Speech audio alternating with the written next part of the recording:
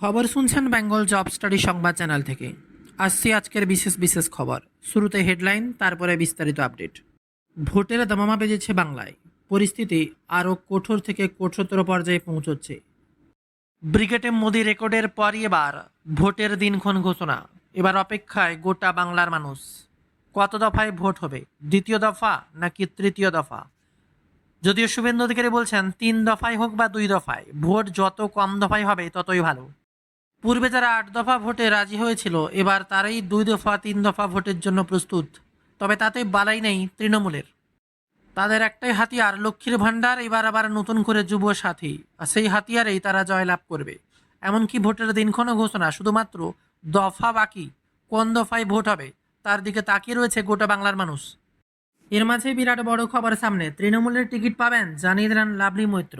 রাজনৈতিক মহলে যখন একাংশ বলছে এবার সোনারপুরে দক্ষিণ বিধানসভা কেন্দ্র থেকে ভোটে তৃণমূলের টিকিট পাবেন না বিধায়ক লাভলি মিত্র, তাকে অন্য কোনো কেন্দ্রে দাঁড় করানোর হতে পারে বলেই মনে করছে অনেকে। আর এই ব্যাপারে প্রশ্ন করা হলে লাভলি বলেন, প্রার্থী কে হবে, কোথায় হবে তা দল ঠিক করে, এটা দলের সিদ্ধান্ত।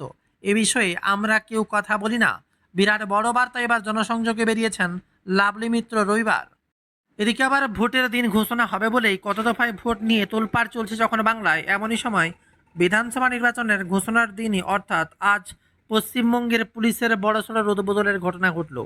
একাধিক থানায় আইসির বদল হয়েছে। আইসি শ্রীরামপুর থানা, আইসি দমদম থানা, আইসি লেকটাউন থানা, আইসি টেকনো সিটি থানা, আইসি নোদাখালী থানা, আইসি নিমতা থানা, আইসি রামপুরহাট থানা, আইসি জগদ্দল থানা, আইসি দাঁতন থানা সহ একাধিক পুলিশ আধিকারিকের বদল হয়েছে বলেই খবর সামনে। তবে ব্রিগেড ময়দানে প্রধানমন্ত্রী নরেন্দ্র মোদী যা করে গেলেন তা দেখে সবার চক্ষু চড়ক গাছ। এত সংখ্যক মানুষ যেন কেউ আগে দেখেনি। আর তার মাঝেই বিরাট বড় বার্তা। এবার প্রধানমন্ত্রী নরেন্দ্র মোদী জনসংযোগে যেমন মন দিয়েছেন, তেমনি আবার নেতা মন্ত্রীদের সাথে গল্প। দিলীপ ঘোষকে জিজ্ঞাসা করলেন, বিয়েতে মিষ্টি খাওয়ালে না তো? আর তাতেই রাজ্য রাজনীতিক চাপানুতর। এর মাঝে আরও এক ভয়ানক খবর, প্রয়াত অভিনেত্রী মধু মলত্র। বিরাট বড় খবর, বলিউড হারালো এক পরিচিত মুখ। 72 বছর বয়সে প্রয়াত হয়েছেন অভিনেত্রী মধু মলত্র। আর একদিকে যেখানে ভবানীপুরে কে লড়বে মমতার মুখোমুখি তা নিয়ে প্রশ্ন তুলছে, তার মাঝে আগেই হার স্বীকার করে নিলেন শুভেন্দু অধিকারী। নন্দীগ্রামে লড়তে চাই, আমায় জিজ্ঞাসা করলে বলবো নন্দীগ্রামে লড়তে চাই। বিরাট বড় খবর, সাংবাদিকদের সামনে এমনটাই বললেন রাজ্যের বিরোধী দলনেতা শুভেন্দু অধিকারী। পাশাপাশি তার দাবি, এরপর পার্টি যা সিদ্ধান্ত নেবে তাই হবে। পার্টি বা অন্য কোথাও দাঁড়াতে বললে তিনি পিছু হটবেন না বলে জানিয়েছেন শুভেন্দু। তার প্রথম পছন্দ হচ্ছে নন্দীগ্রাম, সেটা আজ বলে দিলেন রাজ্যের বিরোধী দলনেতা। আর এদিকে আবার ভোট আসতেই তোলপাড়, আবারও প্রার্থী নিয়ে ক্ষোভ। দলবদল আবারও শুরু হবে নাকি? প্রার্থী ক্ষোভ তৃণমূলের অন্দরে। বাঁকুড়ার ওন্দার নিকুঞ্জপুরের বিভিন্ন এলাকায় বহিরাগত প্রার্থী চাই না লেখা পোস্টারে দেখা গেছে নিচে লেখা তৃণমূল কংগ্রেসের কর্মীবৃন্দ।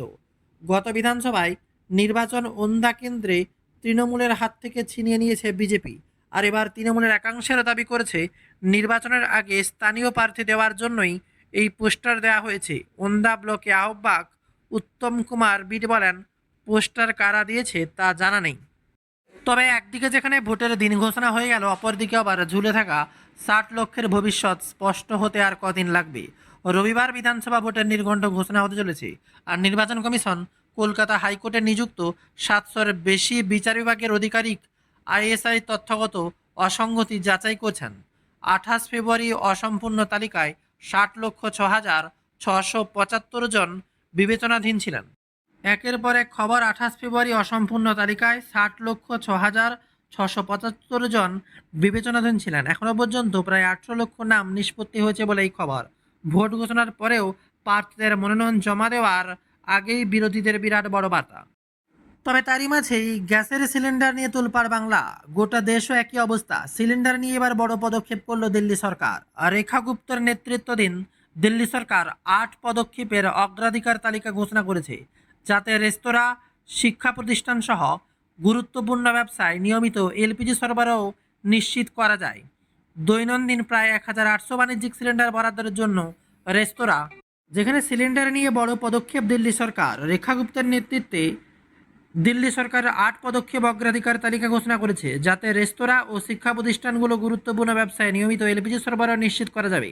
দৈনন্দিন প্রায় 1,800 বাণিজ্যিক সিলিন্ডার বরাদ্দের মধ্যে রেস্তোরাঁ এবং খাবারের জায়গায় সর্বাধিক 42% পাবে, অর্থাৎ 762 সিলিন্ডার। স্কুল, হাসপাতাল, রেলওয়ে এবং বিমানবন্দরকে সর্বোচ্চ অগ্রাধিকার দেওয়া হয়েছে, অর্থাৎ এখনও রান্নার গ্যাসের ক্রাইসিস কাটছে না। তবে সময় আর অপেক্ষা খুব কম। বাংলায় 3 দফায় ভোট, জানতে আর কয়েক ঘন্টার অপেক্ষা। সূত্রের খবর, পশ্চিমবঙ্গের আসন্ন বিধানসভা ভোটে হতে চলেছে 3 দফায়।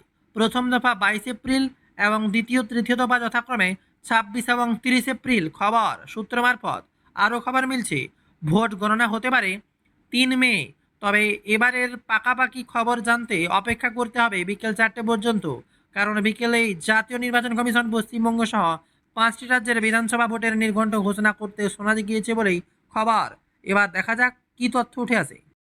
তবে তার মাঝে বিরাট বড় খবর, ভোটের দিন ঘোষণা নিয়ে বার্তা ফিরিয়াদ হাকিম। নির্বাচন কমিশন আজ নির্ঘণ্ট প্রকাশ করবেন বিকেল 4টে নাগাদ। এই প্রসঙ্গে পশ্চিমবঙ্গের মন্ত্রী ও কলকাতার মেয়র ফিরিয়াদ হাকিম বলেন, তারা অবশ্যই তারিখ ঘোষণা করবে, তবে আমাদের তাতে কোনো প্রভাব নেই। আমাদের সংগঠন মানুষের সঙ্গে সম্পর্ক সারা বছর থাকে। মানুষ তৃণমূলের পাশে আছে, বিজেপি যদি 20টা আসন পায় তাও যথেষ্ট। এর মাঝে আবহাওয়ার খবরকে কোনোভাবে বাদ দেওয়া যাচ্ছে না। কলকাতায় বজ্রবিদ্যুৎ সহ বৃষ্টি মঙ্গলবার পর্যন্ত অবস্থান করছে। কলকাতা সহ দক্ষিণবঙ্গে ঝড় বৃষ্টির পূর্বাভাস দিয়েছে আলিপুর আবহাওয়া দপ্তর।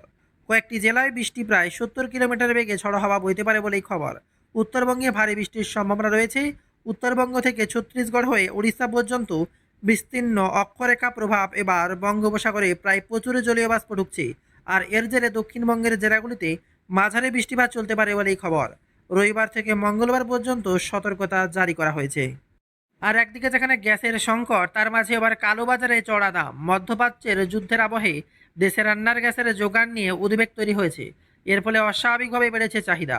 আর তার মধ্যে দেশের একাধিক শহরে বাড়ছে সিলিন্ডার চুরি, মজুতদারি এবং কালোবাজারি বিক্রির ঘটনা। খবর মিলেছে, ব্ল্যাক মার্কেটে গ্যাসের সিলিন্ডারের দাম উঠেছে 6,500 টাকা পর্যন্ত।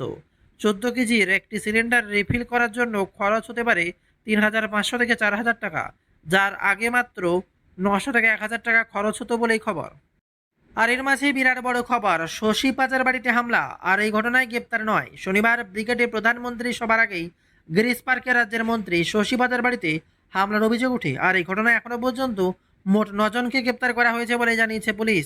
তৃণমূল এবং বিজেপির উভয়ের তরফ থেকেই থানায় অভিযোগ দায়ের করা হয়েছে বলেই খবর। এদিন সংঘর্ষে একাধিক পুলিশকর্মী আহত হয়েছেন বলেই খবর। তাদের মধ্যে তবে সবাই অপেক্ষা করে রয়েছে ভোটের নির্ঘণ্ট কখন প্রকাশ হবে, কবে কত দফায় ভোটের দিন ঘোষণা হতে পারে।